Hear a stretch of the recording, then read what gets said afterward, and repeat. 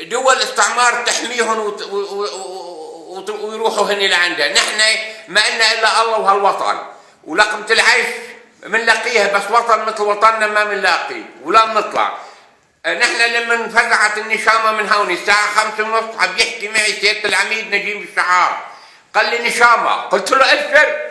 طلعت الليل لفوق على الجبل، قلت له ابشر، المرصد رجع لايدنا، ما تخاف ولا ابدا. وقال لي طالع ورا النشامة.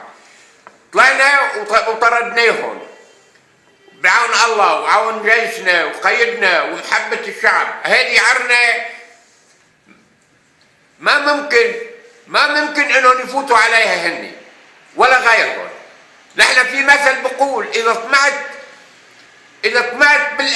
طمعت بصيد الاسد لا تطمع. نحن وراء للاسد، نحن جنود له، ونحن جنود لهالوطن، وأم نسمحش لنفسنا إن نقصر بهالوطن، أم نسمحش أبدا أبدا أبدا. نحن واقفين مع جيشنا، مع قيادتنا، مع أمننا، مخابرات، شرطة، أمن سياسي، كل شيء شريف بهالوطن نحن معه. قدمتوا شهداء عمار؟ إيه، نحن قدمنا شهداء بهالبلد. ما بدي أقول لك فوق 50-60 شهيد، ونحن مستعدين شهداء هسه.